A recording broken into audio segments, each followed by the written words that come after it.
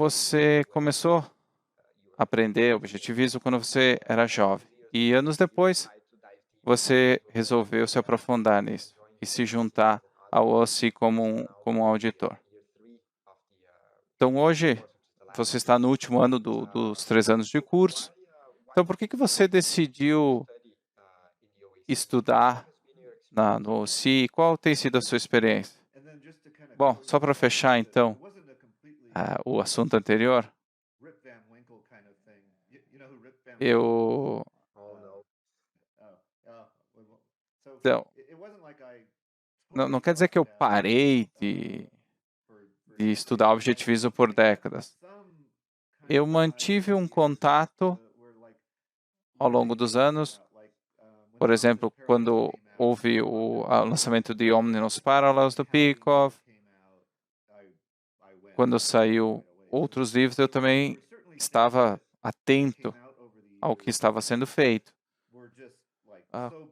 Estava bem ligado a esses grandes eventos, né, e ficava no meu radar. E eu queria ter certeza de ler essas obras, né, tão fundamentais. Eu acho que a Ocon foi no início dos anos 2000, se eu não me engano.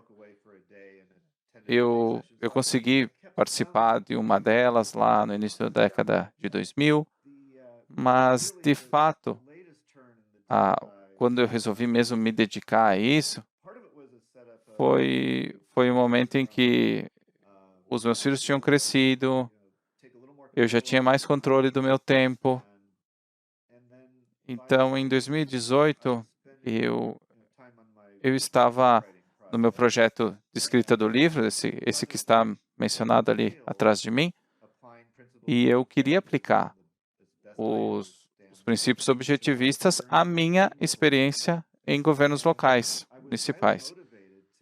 Então, eu estava disposto a explorar o objetivismo mais a fundo para garantir, então, que eu estava falando a verdade e melhorar, então, todos os aspectos da minha escrita e da minha exposição de ideias. Então, eu participei do Ocon em 2019, se eu não me engano. Eu fui para o Ocon presencial, encontrei vários auditores. Então, alguns meses depois, eu encontrei o Tal, o CEO do ARI, no norte da Califórnia, e ele me disse que era muito legal participar do OSCE como auditor. Então, naquele momento, eu considerei quanto me exigiria do meu tempo, mas o Tal me disse, vamos fazer. Logo depois ele se tornou o CEO, e ele me convenceu a me inscrever no OSCE no ano seguinte, e eu posso dizer que tem superado as minhas expectativas em termos do que eu queria tirar dessa experiência, em diversos níveis. O ano 1, por exemplo, me fez reler coisas que eu não li há 40 anos, e como essa experiência adicional colocar a minha experiência em perspectiva. A qualidade das aulas é gigantesca. Ben, Aaron e Nikos são grandes mentes em contato. Eu encontrei outros auditores. A única coisa que seria mais divertida seria se pudessem todos estar presencialmente, né, juntos.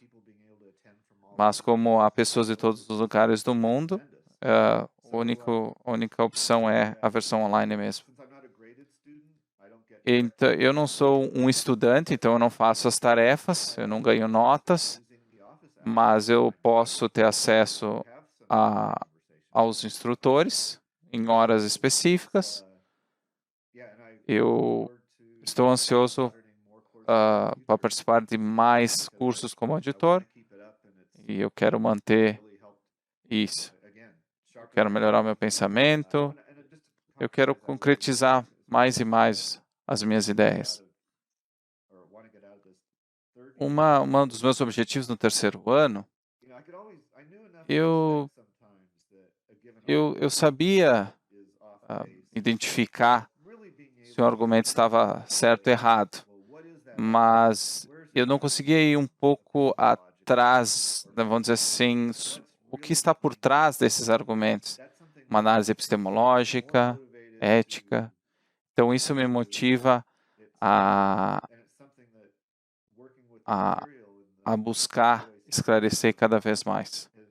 Então, isso tudo me ajudou.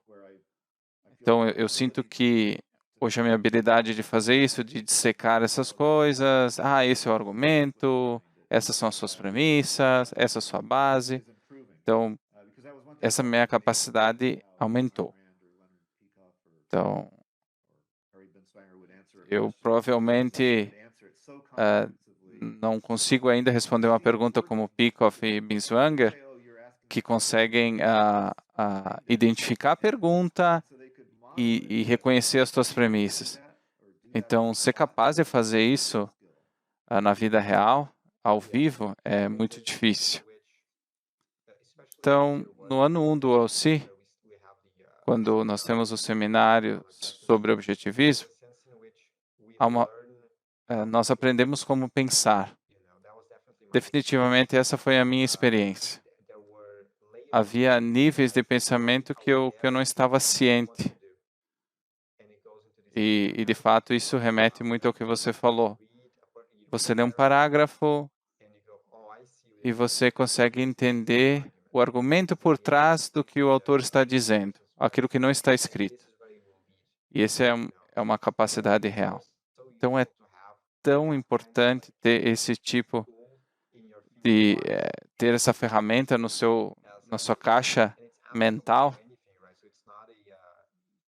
Então, não é uma coisa que é aplicável só ao ler filosofia, mas é possível aplicar isso em qualquer coisa que eu vá fazer em minha vida.